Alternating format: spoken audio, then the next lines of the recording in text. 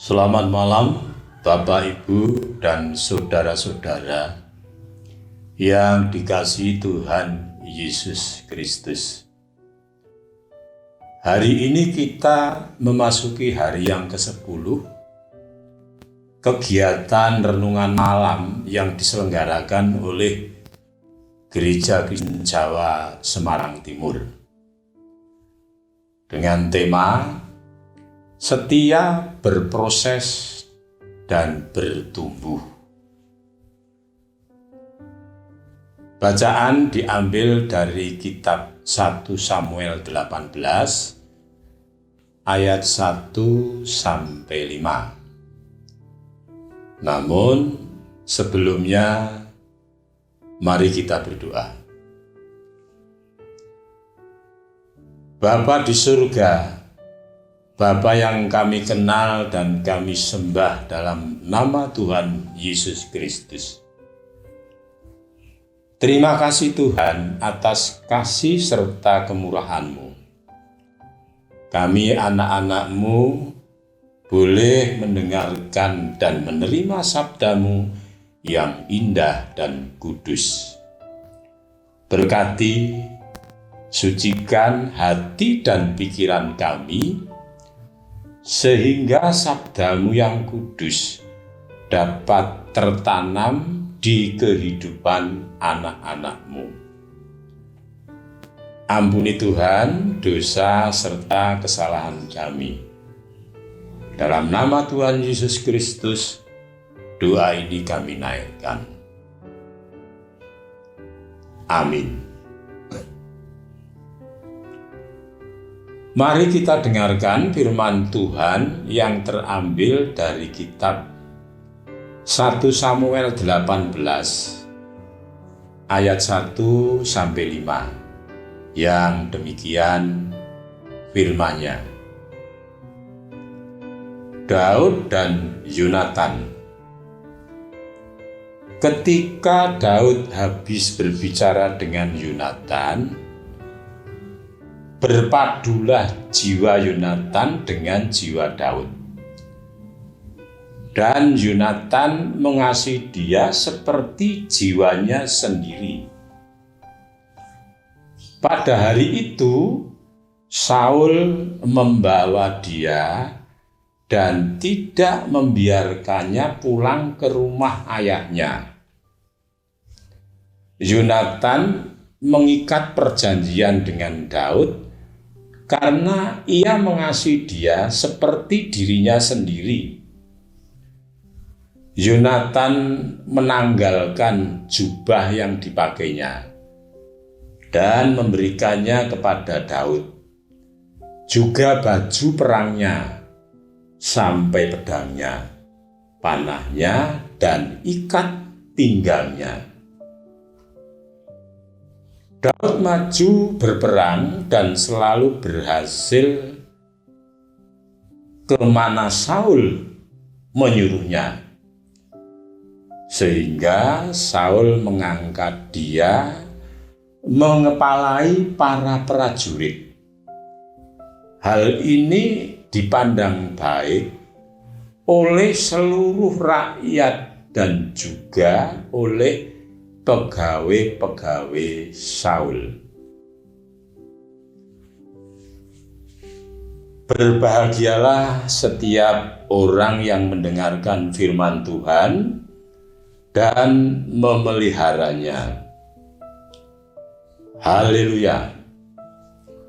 Bapak, Ibu, dan saudara-saudara yang dikasihi Tuhan Yesus Kristus, dalam bacaan tadi ada 3 nama yang disebut, yaitu Saul, Yonatan, kemudian Daud. Ketiga nama itu sudah tidak asing lagi bagi Bapak, Ibu, dan saudara-saudara, apalagi yang rajin membaca Alkitab. Saul adalah raja orang Israel Yang pertama yang diurapi oleh Nabi Samuel. Saul adalah raja yang gagah perkasa dan berwibawa. Sering memenangkan pertempuran dalam medan perang. Ketika Tuhan masih bersama dengan dia. Yonatan adalah anak Saul yang menjadi pimpinan pasukan perang. Dia sangat setia kepada ayahnya dan bertanggung jawab dalam melaksanakan tugasnya. Adapun Daud adalah anak Isai. Sejak kecil hingga remaja sehari-hari mengembalakan domba di padang belantara. Sehingga Daud juga menghadapi binatang-binatang buas yang akan memangsa dombanya. Tapi karena Daud sangat dekat dengan Tuhan dan selalu taat perintah Tuhan, Daud tidak pernah takut dengan binatang buas yang akan mengganggu domba-dombanya. Pernah Daud membunuh seekor singa dan seekor beruang yang akan memangsa dombanya. Daud diurapi oleh Nabi Samuel, dipersiapkan untuk menjadi raja menggantikan Saul yang mulai menjauhi Tuhan. Tetapi semua itu melalui proses yang panjang. Namun Daud tetap setia berproses dan bertumbuh. Ketika terjadi perang antara bangsa Israel dengan bangsa Filistin,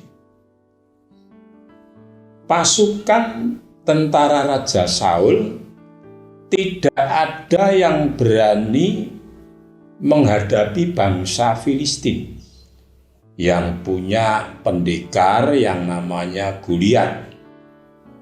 Orangnya tinggi besar, tingginya sampai mencapai 3 meter. Coba bayangkan. Pada waktu itu Daud disuruh ayahnya untuk mengantar makanan ke saudara-saudaranya yang menjadi tentara Israel. Saat itu juga Daud melihat Goliat yang begitu angkuh dan sombong. Goliat menghina bangsa Israel dan menghina Allah Israel. Lalu Daud punya tekad untuk melawan Goliat. Daud percaya bahwa Allah Israel akan beserta dengan Daud untuk mengalahkan Goliat. Harapan itu nyata terjadi.